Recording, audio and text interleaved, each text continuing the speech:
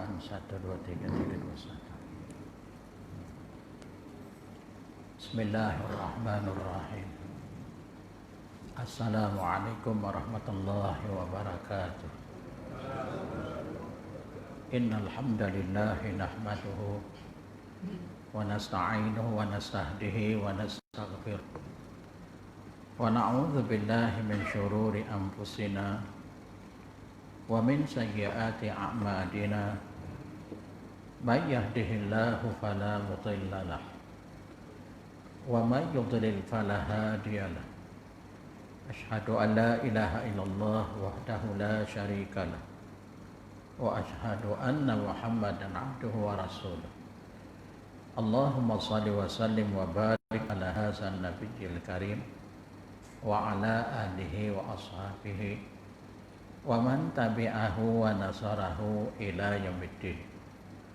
Rabbi shrah li sadri wa yassir li amri wahlul 'uqdatam min lisani yafqahu qawli, amma ba'd.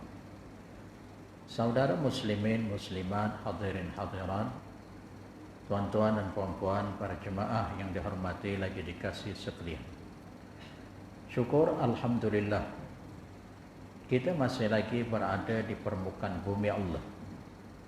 Barangkali tuan-tuan, ibu-ibu yang dikasih sekalian masih ingat, saya pernah menyebut dalam kuliah yang terdahulu, apabila Allah memanjangkan umur kita, ini sebagai ulangan dan ingatan bersama.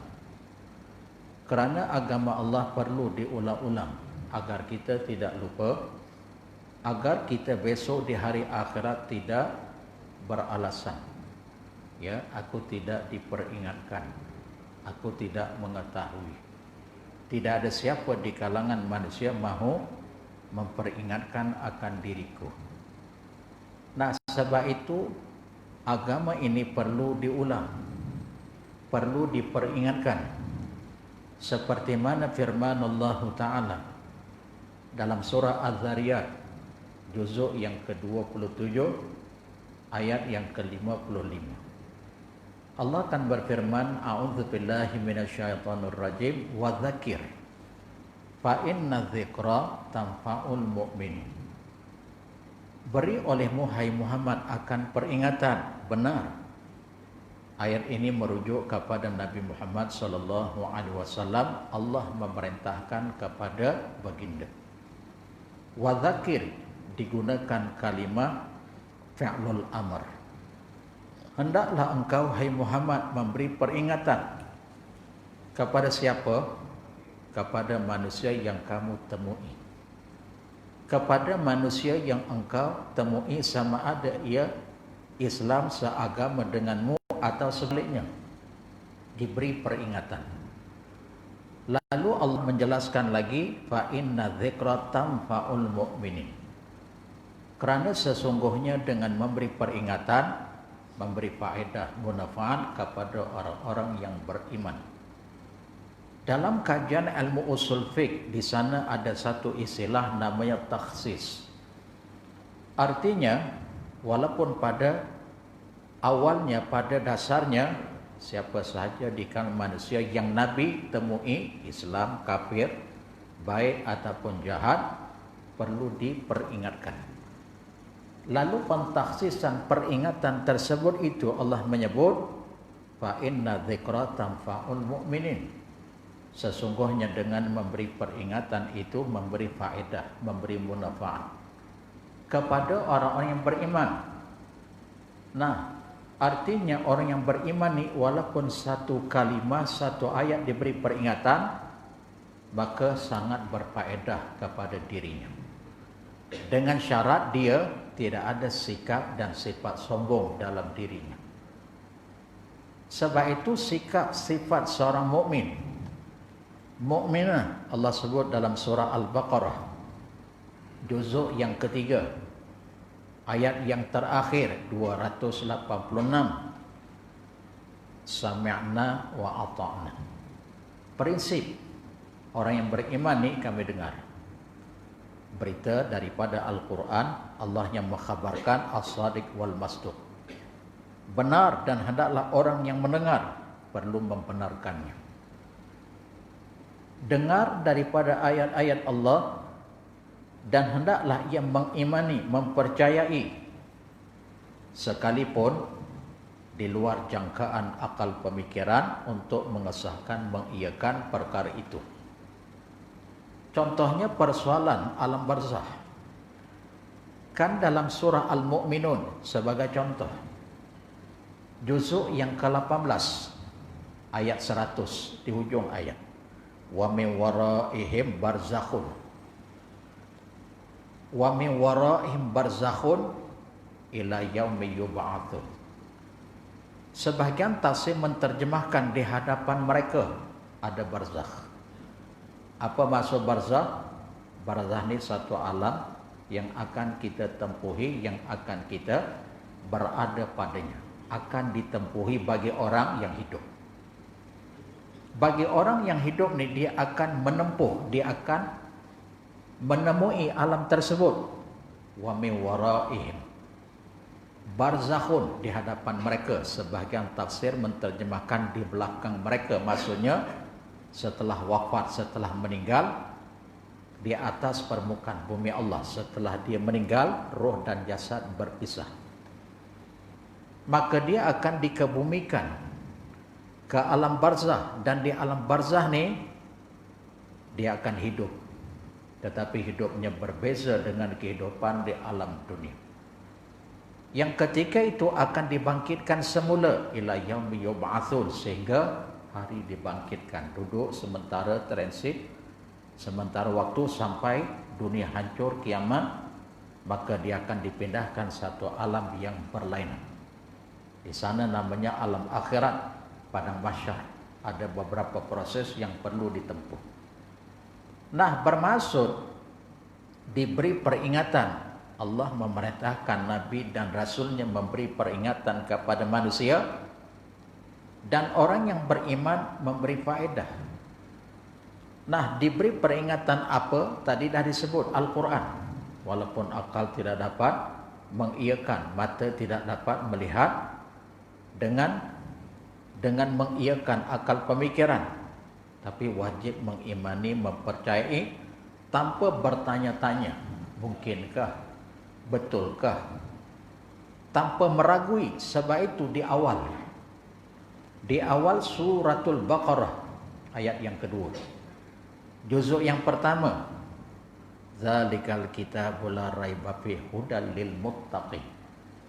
Demikianlah kitab, yakni Al-Quran, la raiba fihi, tidak ada keraguan, hudal lil muttaqin, tidak ada keraguan padanya. Apapun yang Allah cerita dalam Quran, akidah, ibadah, akhlak, persoalan gaib, cerita kisah di zaman lampau, perkara yang akan datang, yang walaupun perkara yang Allah cerita tu akal tidak dapat mengiyakan, tetapi wajib mengimani sebab Allah yang sebut. Nah, diberi peringatan dengan membaca ayat Quran. Orang yang beriman sikap mereka sami'na, dengar, wa ata'na, dan mentaati, tanpa bertanya-tanya mengapa dan kenapa dan seterusnya. Nah, kembali kepada dua perkara yang perlu kita ingat dalam siri kuliah-kuliah yang terdahulu. Saya sering mengingatkan, bila Allah memanjangkan umur kita, kita masih berada di permukaan buminya, dua perkara jangan lupa. Apakah dia dua perkara? Jangan lupa, alpa dan lalai. Pertama, hubung kait kita dengan Allah, kewajipan, tanggungjawab, responsibility. Apa yang diperintah kita buat, apa yang ditegah tinggal. Yang diperintah dua perkara, pertama wajib, kedua sunat, walaupun dari segi hukum berbeza. Yang ditegah oleh Allah juga dua, satu haram, yang kedua makruh. Walaupun benar yang makruh ni kita buat tak berdosa, berulang kali kita buat perkara makruh tak berdosa, sebab takrif dan definisi makruh, buat tak berdosa, meninggalkan lebih aula, dan buat itu dibenci, tak disukai oleh Allah dan Rasul. Nah, untuk mendapat kualiti iman, maka hendaklah kita menjauhkan diri daripada perkara yang makruh. Selesai dua perkara ini, hubung kait kita dengan Allah. Maka yang kedua, hubung kait sesama makhluk. Kita hidup bermasyarakat, berjiran.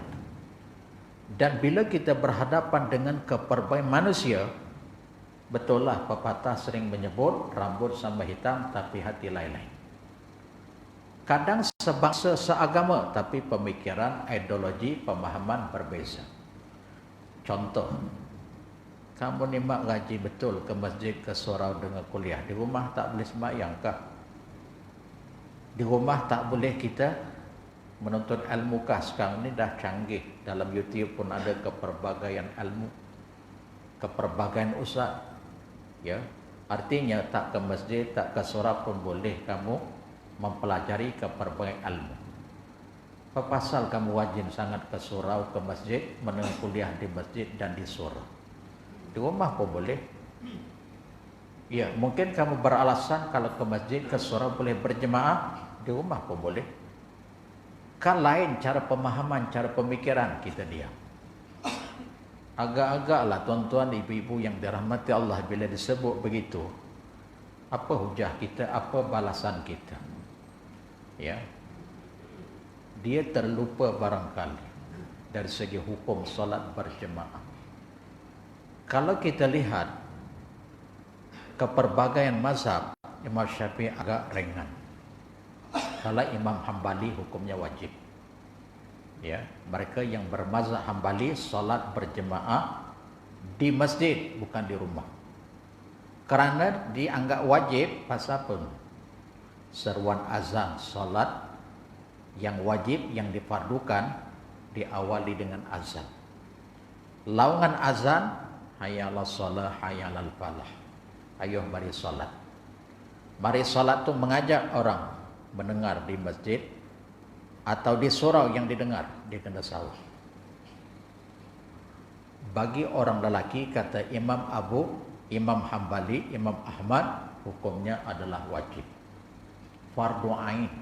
Ya, bagi perempuan tak wajib. Bagi Imam Malik, Imam Abu Hanifah, ya, hukumnya fardu kifayah. Fardu kifayah, walaupun sebahagian dah solat, sebahagian tak solat, gugur kewajipan yang tak menghadiri masjid, surau, walaupun dia mendengar. Tapi sebenarnya fardu kifayah ini juga perlu diambil perhatian secara serius. Imam Syafi'i sunat muakkad. Ya, salah satu qaul pandangan Imam Syafi'i. Karena Imam Syafi'i juga ada dua qaul. Satu qaul qadim ketika dia berada di Baghdad, satu qaul jadid ketika dia berada di Mesir. Baik, kita bukan nak bicara bab tu.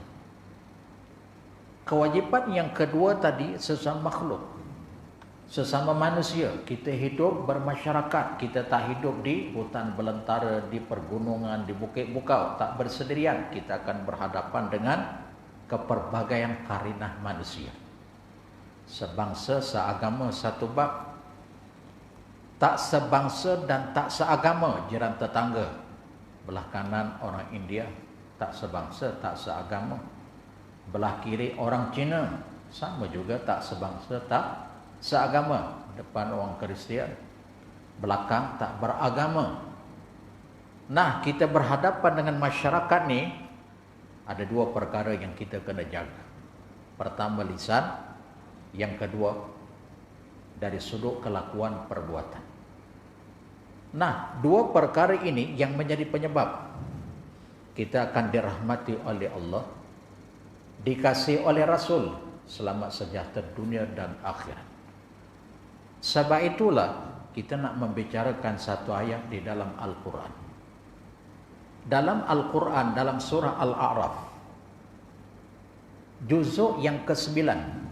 Al-A'raf ni, dia bermula juz yang ke-8 berakhir juz yang ke-9. Dia ada 206 ayat. Ayat-ayatnya turun di Makkatul Mukarramah sebelum daripada Nabi berhijrah. Ada beberapa ayat saja yang turun di Madinah. Nah, kita nak membicarakan ayat yang ke-199. Ayat 199 ini cerita tentang akhlak. Ayo kita baca ayat tersebut. Kita terjemahkan dan kita huraikan. Ayat tersebut berbunyi, A'udzubillahi minasyaitonirrajim. Khudhil afwa wa'mur bil ma'ruf wa'mur bil 'urfi wa'arid 'anil jahili. Yang bermaksud yang pertama khudhil afwa, jadilah kamu hai Muhammad al-afwa, pemaaf. Betul lah ayat ini pengkhususiannya kepada Nabi Muhammad sallallahu alaihi wasallam.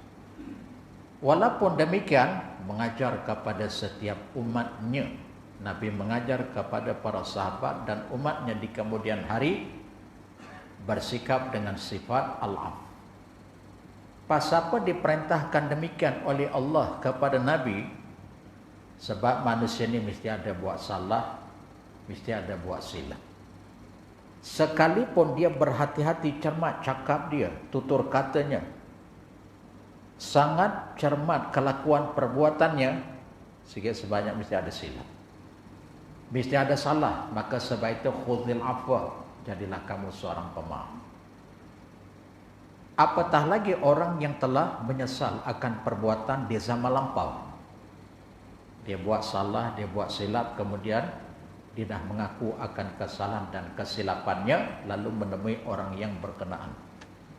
Betul lah dulu aku pernah umpat kamu, aku pernah fitnah kamu, pernah menjatuhkan marwah kamu, tapi maaf, hari ini aku insaf, hari ini aku sedar perbuatanku ternyata salah. Sudikah kamu memaafkan kesalahanku? Kita barangkali kalau salah tu sikit-sikit, mungkin kita ada maaf, mungkin kita boleh memaafkan. Tapi kalau salah tu banyak, yang melebarkan harga diri, marwah, fitnah, umpat, cercaan, maki hamun, yang memberi kesan kepada ahli keluarga, kepada masyarakat setempat dan orang lain, agak-agak sukar kita nak memaafkan.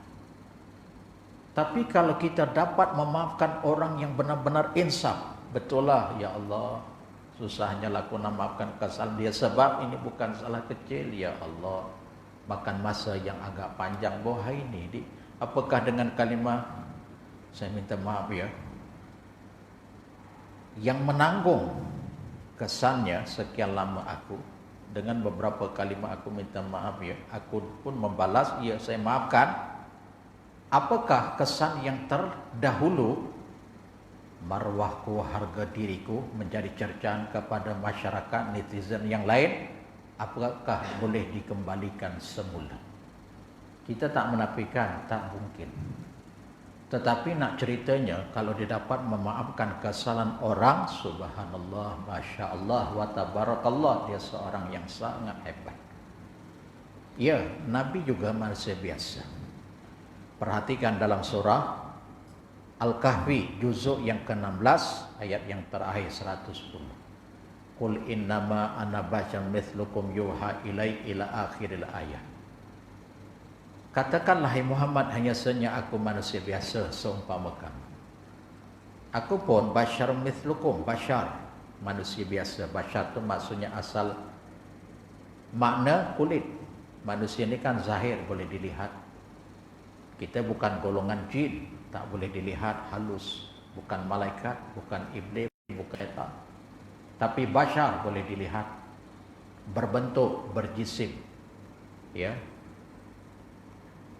Hanya saja ni aku ni manusia biasa, katakanlah Muhammad, Allah menyebut kat Nabi Muhammad. Cuma bezanya Nabi Muhammad itu yuha ilai, diberi wahyu kepadaku. Kamu tidak, hai manusia yang lain, aku utusan Allah. Kelebihanku Allah beri wahyu, Allah pimpin, Allah beri petunjuk. Kamu Allah tidak beri wahyu, cuma Allah beri petunjuk hasil daripada kamu mentaati perintah Allah dan Rasul. Ya, Allah beri hidayah, Allah beri petunjuk. Nabi juga manusia biasa, dicerca, dimaki hamun, dikata-kata, dimarahi, diumpat, difitnah. Nabi juga Allah sakit hati, terasa hati. Ya. Tapi sikap Nabi Muhammad bila ditegur oleh Allah, khudhil afwa. Kan dalam surah yang lain, ayat yang lain, surah Al-Imran, ayat 159. Juzuk yang keempat. Wala kunta fazan ghalizal qalbi lam faddu min haulik. Kalaulah sekiranya kamu bersifat kasar dan bengis kepada mereka. Kepada siapa? Kepada masyarakat kaum kufar Quraisy. Kepada kaumnya, kalaulah kamu bersikap keras seumpama mereka, lam faddu min haulik, nescaya mereka akan berpaling daripadamu. Bermaksud ditegur oleh Allah. Boleh tak jadi seorang pemaaf. Dalam surah yang sama Ali Imran ayat 134. Kan ayat itu menyebut wal kaziminal ghais wal afina anin nas wallahu yuhibbul muhsinin di pertengahan. Di pertengahan ayat sampai akhir. Pertama wal kaziminal ghais, menahan kemarahan yang bersangatan. Wal kaziminal ghais, menahan kemarahan yang bersangatan. Ya Allah.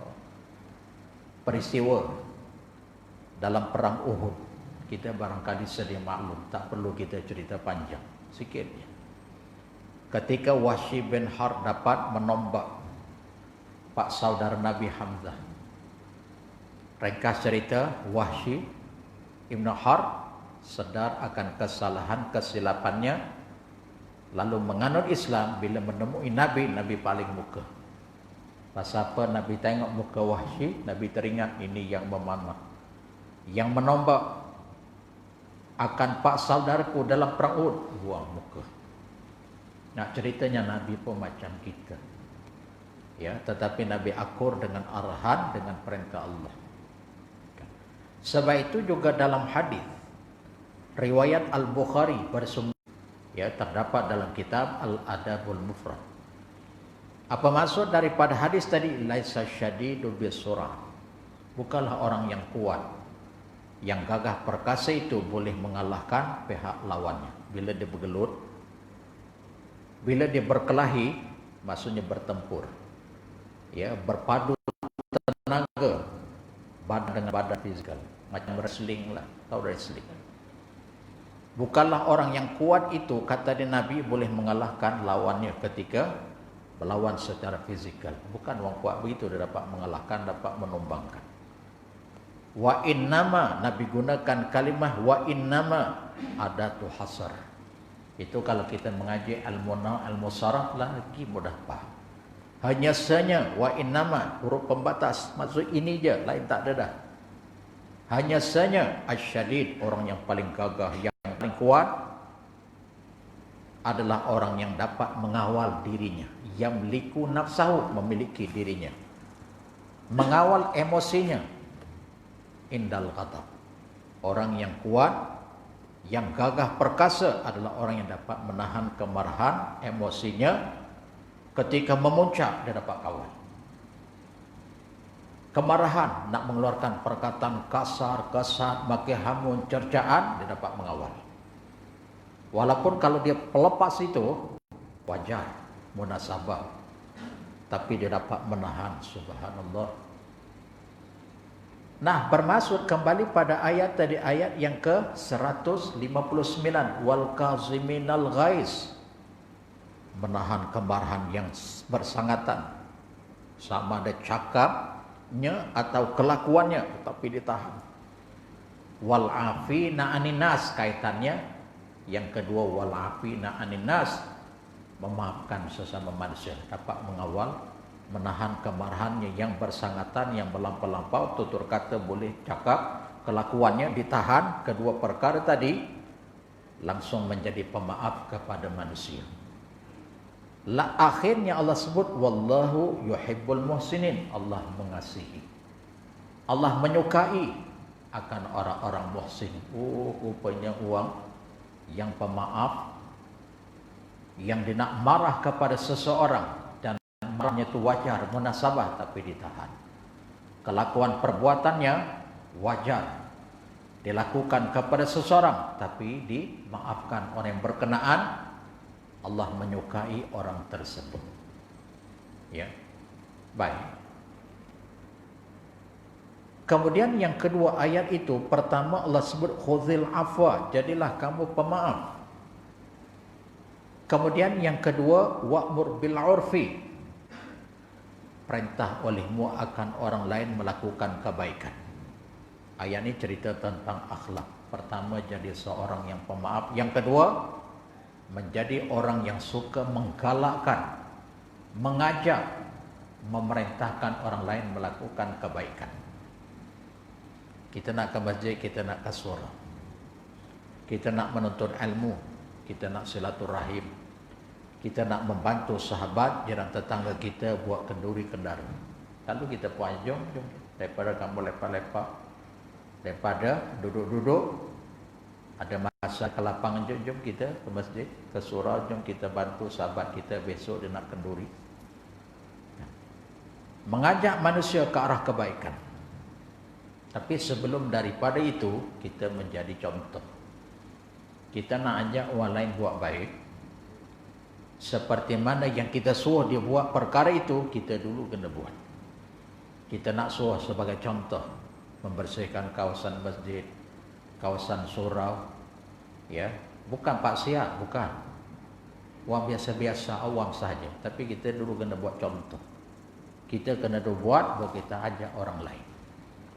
Ya, membersihkan persekitaran masjid, persekitaran rumah masyarakat, ya. Bermaksud yang kedua, perintah daripada Allah akan Nabi dan Rasulnya melakukan keperbagaian perbuatan ma'ruf. Sama ada ma'ruf itu dengan Allah atau ma'ruf sesama makhluk. Kemudian langsung yang ketiga, wa'arid anil jahilin, berpalinglah kamu daripada orang-orang yang jahil. Jahil ni kalau kita kaji dalam bahasa Arab, dalam perbahasan ilmuwan, ada jahil murakab, ada jahil basit. Apa beza jahil murakab dengan jahil basit? Murakab ni beberapa kali jahil. Kalau bahasa kita lah, maaf ya, kalau bahasa Jawa, pahlul bin goblok tenan. Murakab maksudnya jahil, kebodohannya yang dia tak boleh fikir dengan akal. Contoh, orang Arab di zaman lampau, bila Nabi tegur mereka, kamu sembah patung, kamu sembah berhala. Patung berhala ni ada persamaan, ada kelainan. Kita jangan keliru. Ada persamaan, ada kelainan. Berhala ni diduduk satu tempat. Contohnya, berhala namanya Lata, berhala namanya Uzza, namanya Manat. Ini disebut oleh Allah duduk satu tempat, dia tak bergerak. Ya, itu berhala. Dalam surah An-Najmu Allah kan sebut afara'aitumul Lata wal Uzza wa Manata thalitsatal ukhra. Berhala nama Lata, Uzza dan Manat yang ketiga. Dia duduk satu tempat stay. Adapun patung ni, ada ketiganya kecil, ada ketiga besar, tapi dia boleh bawa ke sana kemari. Lalu mereka, orang kafir Quraisy ni menyembah patung, menyembah berhala. Mereka menganggap dengan sebab sembahan mereka lepaskan kesusahan mereka, mengadu dekat patung berhala. Dengan sebab itu rilis. Dengan sebab dia cakap, wahai patung Lata, tolonglah bagian-bagian dia rasa lega. Bila begitu keadaannya, dia memohon kepada patung untuk menjauhkan daripada kemudaratan, dan dengan sebab dia menyembah itu, dia dapat kebaikan, keberkatan hidup. Lalu Nabi sebut, ma la yanfa'uhum wa la yadurruhum, sesuatu yang kamu sembah selain daripada Allah, ma la yanfa'uhum, mereka patung-patung ni, berhala-berhala yang kamu sembah, siapa pun selain pada Allah, la yanfa'uhum, sikit pun tak mendatangkan faedah. Apa yang kamu minta kebaikan, patung berhala tak boleh beri kebaikan. Dan juga ma yadurruhum, patung-patung ni kamu mengelak agar dia menjauhkan kamu daripada bala, musibah, bencana, kemudaratan pun tak boleh. Menolak sebarang kemerbahayaan, kemudaratan. Hanya Allah yang boleh mendatangkan kebaikan kepada kamu, dan hanya Allah yang boleh menolak sebarang kecelakaan kepada kamu. Bila Nabi logikkan dengan akal, akhirnya mereka akur. Tapi apa mereka jawab? Dalam surah Al-Baqarah, dalam surah Luqman, Allah cerita, Wa iza qila lahum ittabi'u ma anzalallah qalu bal nattabi'u ma wajadna alaihi aba'ana. Apabila dikatakan kepada mereka supaya mereka meninggalkan sembahan patungkah berhala selain daripada Allah, apa mereka jawab? Penyudah-penyudahnya, pengabihnya mereka jawab, apa yang kami buat ni, apa yang kami lakukan ini hasil daripada turun-temurun datuk nenek moyang kami. Akhirnya mereka mengiyakan, membenarkan, betul lah, kami sembah ni tak boleh mendatangkan kebaikan, tak boleh menolak sebarang kemudarat, tapi apa boleh buat? Apa boleh buat? Pasal datuk nenek moyang kami dah buat begini, langsung disindir oleh Allah dalam surah Luqman. Awalau kana, apakah mereka itu, bapa-bapa mereka, kalau masuk dalam neraka, maka mereka turut sama masuk ke neraka. Maksudnya, mereka masuk ke suatu tempat yang buruk, apakah kamu akan menjejaki? Artinya, cukup-cukuplah, sudah-sudah. Tak apalah, yang terdahulu, dahulu punya cerita, tapi hari ini, datuk, nenek, moyang, ibu, ayah kita dah tersilap, tersalah. Ternyata, bukan memang salah. Bukan tersilap, memang silap. Bercanggah dengan hukum hakam, dengan agama, dengan fitrah naluri akar yang sehat, maka kita stop. Kita jangan memanjangkan lagi. Cukup. Yang salah, biarlah salah yang kehadapan. Nah, sebab itu jahil murakab ni, maksudnya dia tahu dah tak betul. Bila ditegur, perbuatan kamu dah tak betul, dia tetap mengekalkan perbuatan tersebut. Kalau bahasa Melayu kita, tuan-tuan pernah dengar satu istilah orang sebut. Dia tu, si Fulan tu, cerdik tak boleh diikut, bodoh tak boleh ditegur. Boleh faham? Dia tu, si Fulan tu, nampak macam cerdik, tapi cerdiknya tak boleh diikut, bodohnya tak boleh diajar. Itu yang istilah Melayu disebut bodoh sombong. Nampak macam cerdik tapi tak boleh diikut. Bodoh kita dah ajar, tapi dia tidak berubah, tidak merongkai akan kebebalan, kebodohannya. Itu yang dinamakan jahil murakab. Ya, cerdik tak boleh diikut, bodoh tak boleh diajar. Tetap macam tu. Itu yang dikata bodoh sombong. Allahu Akbar. Kita jangan macam itu. Kan? Jahil basit ni, ya, ada ketikanya dia boleh berubah. Dia labelnya bawah pada murakab. Sebab itu nak berubah, jangan ada sifat angkuh, sombong, ego pada diri. Kalau ada sifat yang seumpama ini, subhanallah, masya-Allah, wa tabarakallah, tak jadi apa. Ya. Kerana setiap manusia ni, sebijak mana sekalipun kamu, sebenarnya ada bodohnya pada diri kamu. Ya, maka sebab itu bila orang mengajar akan ketidakpandaian pada diri kamu, betul lah pada dasarnya, pada umumnya, prinsipnya kamu cerdik, bijak, pandai, tahu dah. Tapi bila ada yang silap, orang menegur, kamu kena akur. Pasal tak ada manusia yang perfect dan komplit. Nah, ayat tersebut, surah Al-A'raf juzuk yang ke-9 ayat 199, mengajar kepada kita tentang akhlak, tentang adab, tentang kepribadian, tentang syakhsiah. Nah, awal mukadimah tadi saya dah sebut dua perkara kita kena ingat, kita kena praktikalkan dalam kehidupan harian agar hidup kita diredai, dirahmati, dikasihi oleh Allah. Pasti bila Allah mengasihi, menyayangi, kita selamat dunia dan akhirat. InsyaAllah tuan-tuan, ibu-ibu yang dirahmati Allah, kita sambung kuliah kita di masa yang akan datang. Ya, sedikit sebanyak apa yang kita sampaikan, menambahkan ilmu, keimanan dan ketakwaan. Apa yang baik kita amalkan, yang tidak baik kita istighfar. Aqulu qawli hadza wa astaghfirullah. Wabillahi taufiq wal hidayah. Assalamualaikum warahmatullahi wabarakatuh.